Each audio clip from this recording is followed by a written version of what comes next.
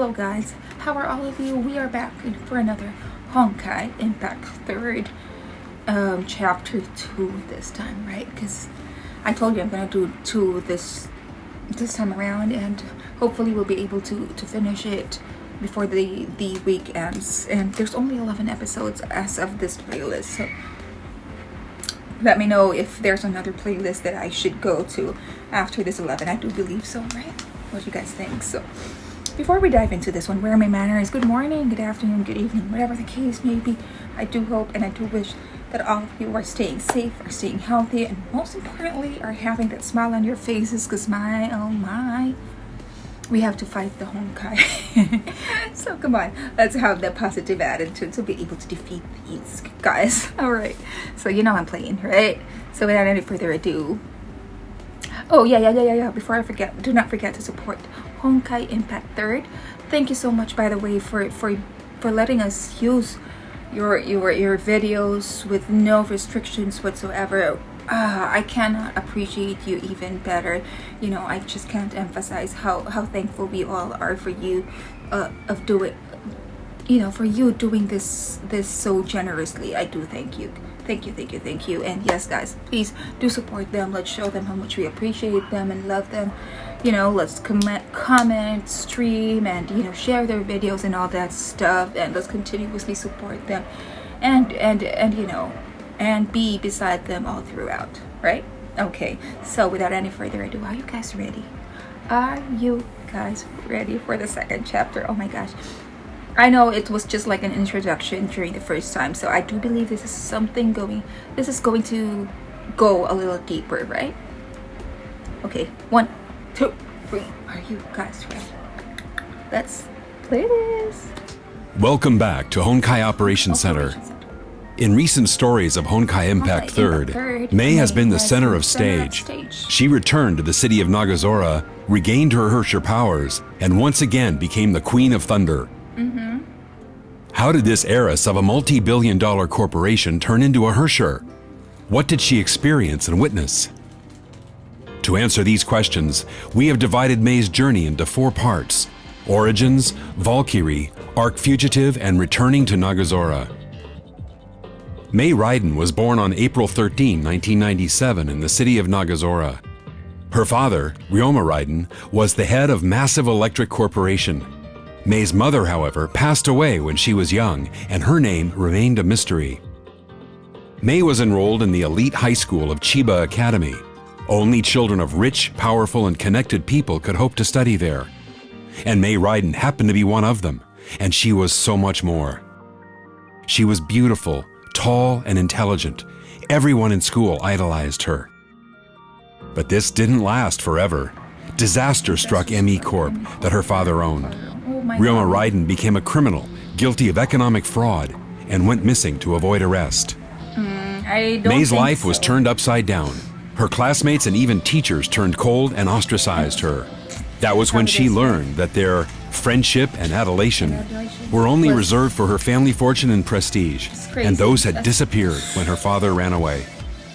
Left alone to face an uncaring world, Mei soon became extremely jaded and started hearing a voice echoing in the darkness. It promised terrible powers. This world deserves to be destroyed. She chose to become a Herrscher and ignited the 2014 Honkai outbreak in Nagazora. Millions died as a result. While Mei reveled in her new powers, a mysterious silver-haired transfer student named Kiana Kaslana suddenly appeared to stop her. Instead of trying to kill Mei for destroying the city, Kiana appealed to her human conscience.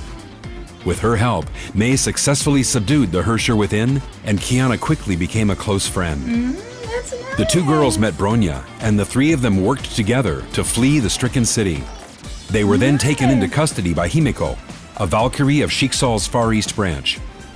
Teresa Apocalypse, who's in charge of the Far East branch, used all her powers and resources to enroll the 3 girls into her own Valkyrie training school, St. Freya High. And that was Mei Raiden, an ex-heiress once worth billions who lost both her parents, became ostracized, acquired Herrscher powers, destroyed a city, met 2 very good friends, and started training to become a Valkyrie and defend the world against the Honkai.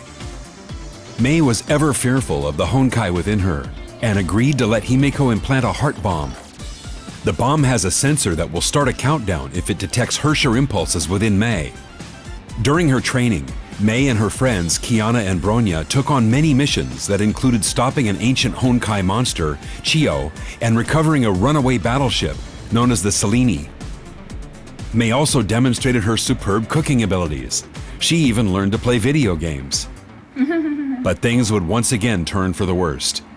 Shortly after graduating as fully minted Valkyries, Mei, Kiana, and Bronya were sent to Schicksal's Oceania branch to recover a Herrscher core, the Gem of Desire. The gem was placed in an ex-Valkyrie named Wendy, who served as its human vessel. But Wendy eventually lost control and became a Herrscher herself.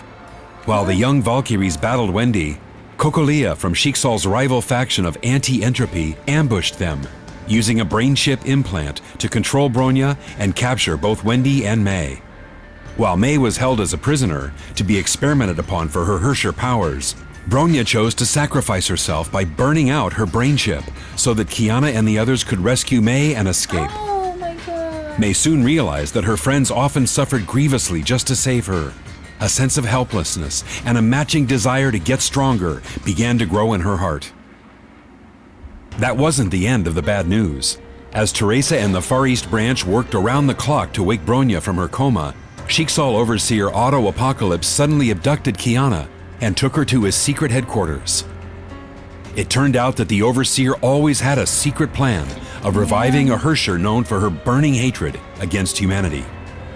Mei, once hopeful that she could protect the world as a Valkyrie, realized that she simply wasn't strong enough. Bronya went into a coma to save her, Kiana was kidnapped, and her ultimate superior, Otto Apocalypse, turned out to be a scheming supervillain who would soon unleash a terrible Honkai disaster upon the entire planet. Once again, Mei's life entered another pivotal moment. Kiana was revealed to be an artificial clone designed by Otto that served one purpose only: to serve as a vessel to Sirin, the second Herrscher who was defeated in the year 2000. To rescue Kiana and stop the impending Honkai eruption, Teresa of the Far East branch rebelled against Overseer Otto. Mei also became part of the alliance forged by Teresa and Anti-Entropy. And together they fought their way into the headquarters of Schicksal itself. While battle raged, Sirin began to stir in her slumber. The second Herrscher gradually assumed control over Kiana's body and summoned a horde of Honkai beasts. To help clear the way to the possessed Kiana, Teresa decided to remove the heart bomb from Mei. Mei was grateful for Teresa's trust. Armed with the power of the Herrscher within, she easily defeated numerous enemies. But all her struggles were in vain. When the rebels stepped into the heart of Schicksal, Sirin's persona had already succeeded in fully possessing Kiana. A terrible battle followed. Sirin tore away the Gem of Conquest from Mei's body and acquired even greater powers. Oh my god. The brutal removal of the Herrscher core also took Mei out of the fight. Just when all hope was lost, Himeko entered into the fray and bravely fought Sirin. Her selfless fight gave everyone the time they needed to escape. Oh my Teresa gosh. and the exhausted rebels withdrew from Schicksal. They failed to stop Otto and Sirin and became fugitives on the run. The Battle of Schicksal was yet another blow in Mei's life. She couldn't save her best friend. Sirin even took Mei's core, gaining greater powers to wreak havoc on the entire planet. And in the face of such an enemy, Mei's only option was to flee. Having been on the run for 4 months, Teresa came across witness reports of Kiana at Arc City, located in Shenzhou. Teresa, Bronya, and Mei tried contacting an intel dealer named Grey Serpent. Instead, they came across the Ningyo, a cyborg girl who might know Kiana's whereabouts. Oh my But god. Schicksal's agent Rita suddenly appeared and defeated the 3 fugitives. They were forced to retreat with the Ningyo. The bad news was that the Ningyo no longer had any useful data after being formatted by Rita. Mei, who felt she had been performing poorly in battle, asked Dr. Tesla to make her an augmented battlesuit to work better with her residual Herrscher powers. Meanwhile, the fugitives also decided to split their forces in 2. Teresa But would there are respond to only 3 of them. Kokolia's request and head to the Deep, located in the Pacific, to retrieve the Gem of Desire. Mei and Tesla would return to AE headquarters with the Helios to repair the Ningyo for data salvaging and locate Kiana's whereabouts. While Mei and Tesla worked on the Ningyo, the cyborg suddenly conveyed a message from Rita. Rita revealed that Kiana was indeed in Arc City to investigate a mysterious serpent-backed company. Kiana even agreed to form a temporary alliance with Rita. But Rita soon walked into a world serpent trap and lost her S-rank Valkyrie powers. Kiana was also captured by the world serpent. With little options left, Rita thus decided to call Mei for support. Though suspicious of Rita, Mei would not give up any chance of reuniting with Kiana and went back to Arc City eventually. Mei was also surprised that Rita did not lie and even tried working with her. Mei did get what she wanted, reuniting with Kiana.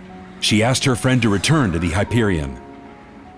However, Kiana chose to stay in Arc to stop the World Serpent from creating an artificial Honkai eruption in the city.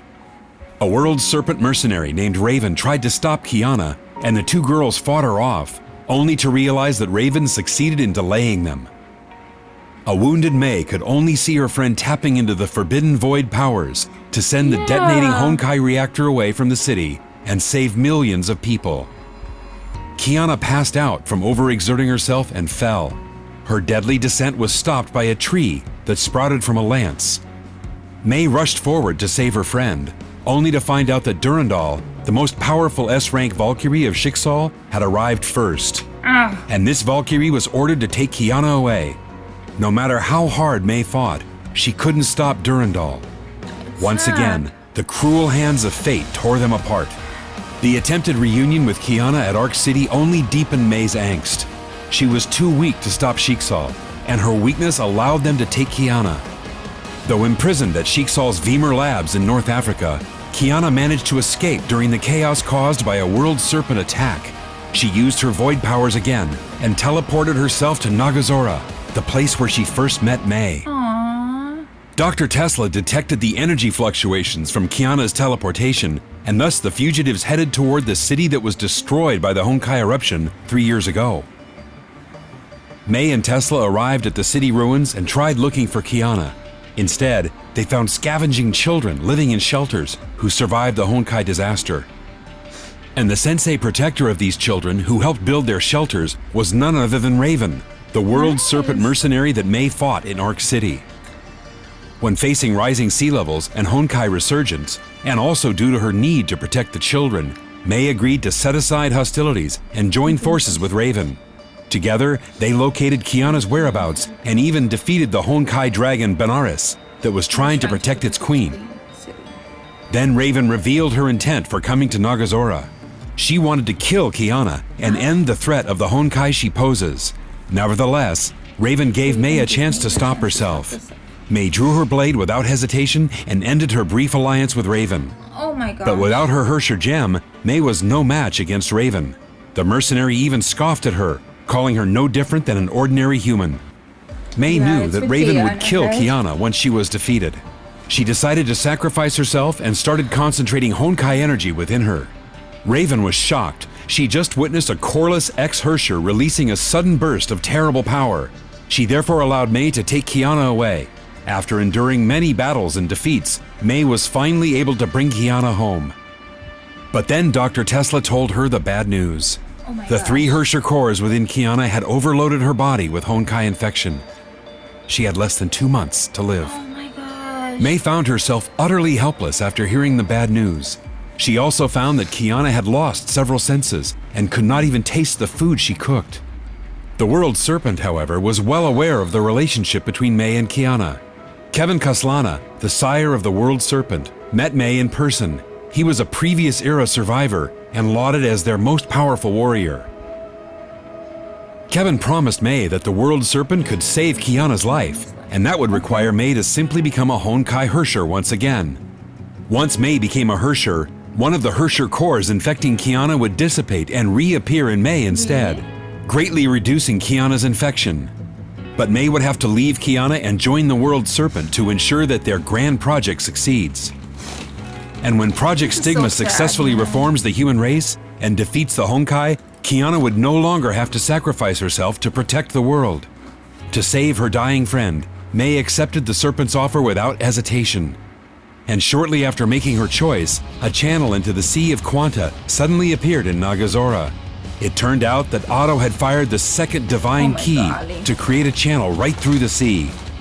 And this was only possible because of the deal that Kevin and Otto made a few days ago.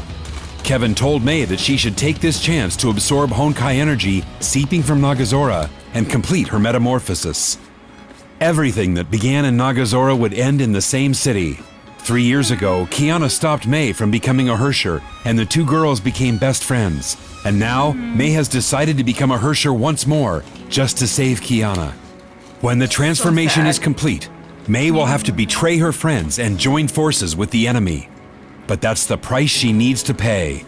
Entering the darkness is the only way she can return Kiana to bliss. We're happy that you managed to stay with us and reach the end of this video. We would also like to know what you think about the story so far, and what you would like to see next. Background history of the factions such as the World Serpent, Schicksal, and Anti-Entropy? Or background stories of characters on your Valkyrie roster? Perhaps even secret technologies of the previous era? Do leave your opinions in the comments section. We'll see you next. But yeah, I do understand. Life is just a series of unfortunate events. Yes. I hope this is not gonna end like how it's supposed to end. Okay, I do hope like you know, positivity, good ending will still prevail despite it all. But yes, we're about to see that, you know, in this coming series. So once again, you all stay safe, stay healthy, let's all be happy, and I hope to see you all next time. See you.